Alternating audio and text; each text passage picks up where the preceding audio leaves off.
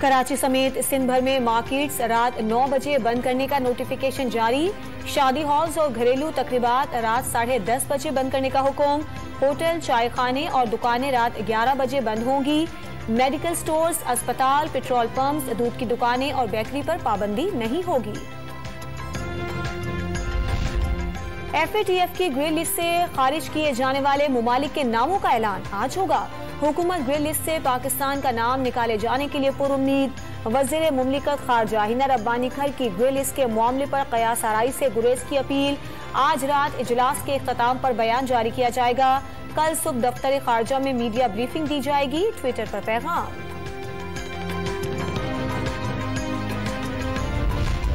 Interbank में dollar की ऊंची उड़ान जारी। 65 पैसे इजाफे के बाद डॉलर 208 रुपए 70 पैसे की रिकॉर्ड सतह पर पहुंच गया। पाकिस्तान स्टॉक एक्सचेंज में कारोबार के आगाज में तेजी का रुझान। लाहौर में चक्की के आटे की कीमत में इजाफा, 3 रुपए फी किलो महंगा कर दिया गया।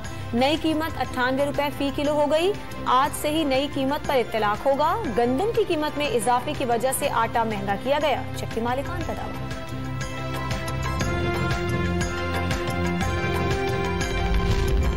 पाकिस्तान में 11 माह के दौरान अशेख और रोनोज की दरामद पर 1476 अरब रुपए खर्च कर दिए गए। चाय की दरामद में 18, चीनी 55, पाम ऑयल 56% ज्यादा दरामद किया गया।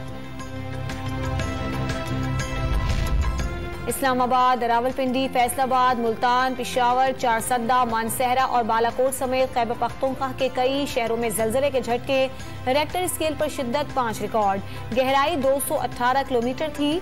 मरकज अफगानिस्तान ताजिकिस्तान बॉर्डर रीजन था। गुजरात में बारिश के दौरान फिसलन के बायस कार नहर में जा गिरी। एक ही खानदान के 6 अफराद डूबकर जाँ बहक। लाहौर में तेज आंधी और मूसलाधार बारिश से घर की दीवार गिर गई। मलबे तले दबकर 5 अफराद जाँ बहक और 4 जख्मी हो गए। बेदिया रोड पर छत गिरने से 5 अफराद जख्मी।